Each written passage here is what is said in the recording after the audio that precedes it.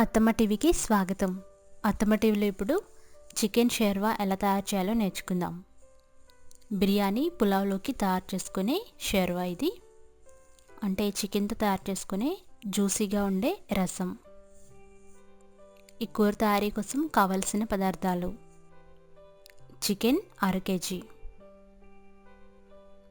ఉల్లిపాయలు 2, పచ్చిమిరపకాయలు 2, దాల్చిన చెక్క 1 ఇంచువి 1, జీలకర్ర 2 టీ స్పూన్లు, ధనియాలు 2 టేబుల్ స్పూన్లు, లవంగాలు 4, మిరియాలు 8, మరికొన్ని చిన్న సైజు దాల్చిన చెక్కలు 2, యాలక్కాయలు 2, కొత్తిమీర 4 రెమ్మలు, బిర్యానీ ఆకులు 2, అల్లం వెల్లుల్లి పేస్ట్ 1 టీ స్పూన్,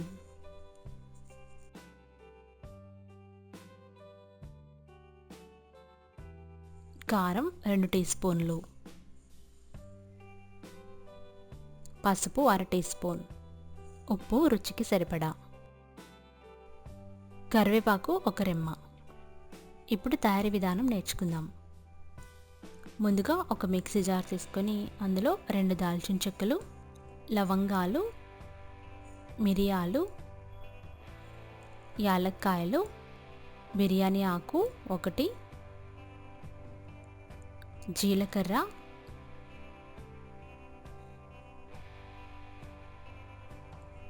అలాగే ధనియాలు వేసుకొని మెత్తని పౌడర్ లాగా గ్రైండ్ చేసుకోవాలి.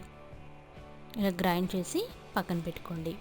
ఇప్పుడు చికెన్ని శుభ్రంగా కడిగి ఒక బౌల్లోకి తీసుకొని అందులో కొద్దిగా ఉప్పు వేయాలి, అందులో పసుపు వేయాలి,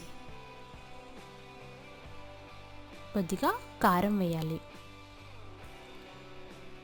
అందులో 1 టీ స్పూన్ అల్లం వెల్లుల్లి పేస్ట్ వేయాలి. ఇవన్నీ బాగా కలిపి కాసేపు పక్కన పెట్టుకోవాలి. అంటే దాదాపు 10 నిమిషాలు సరిపోతుంది. మరొక కడాయి పొయ్యి మీద పెట్టి నూనె వేసి వేడి చేయాలి. నూనె వేడైన తర్వాత అందులో బిర్యానీ ఆకు వేయాలి, దాల్చిన చెక్కలు వేయాలి, తరుక్కున్న పచ్చిమిరపకాయ వేయాలి, కట్ చేసుకున్న ఉల్లిపాయ ముక్కలు వేయాలి. వీటిని 5 నిమిషాలు లో ఫ్లేమ్లో వేపాలి. ఉల్లిపాయలు వేగిన తర్వాత చికెన్ వేసి వేపుకోవాలి.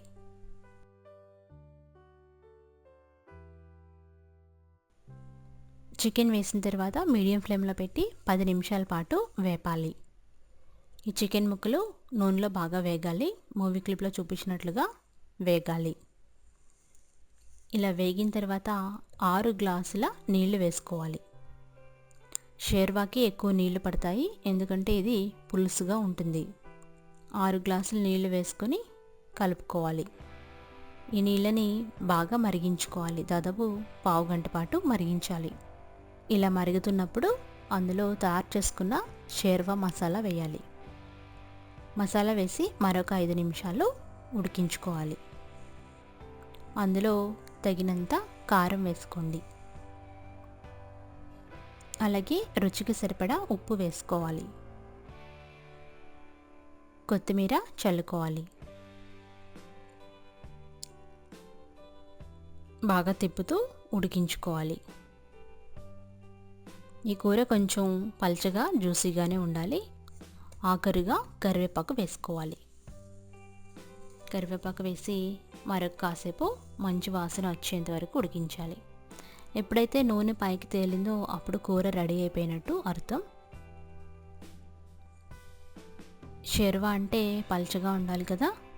ఈ మూవీ క్లిప్లో చూపించినట్టుగా ఈ విధంగా నీళ్ళగా ఉండగానే స్టవ్ ఆఫ్ చేసుకొని వేడివేడి చికెన్ షేర్వాని సర్వ్ చేసుకోవాలి. అంతే, ఎంత రుచికరమైన కోడి షేర్వా రెడీ అయిపోయింది. బిర్యానీ పులావ్లోకి మంచి కాంబినేషన్ రెసిపీ. అలాగే వైట్ రైస్, చపాతీ, రోటీ కూడా సర్వ్ చేసుకోవచ్చు. రెసిపీ టెక్స్ట్ కోసం attamaTV.com చూడగలరు. ధన్యవాదములు.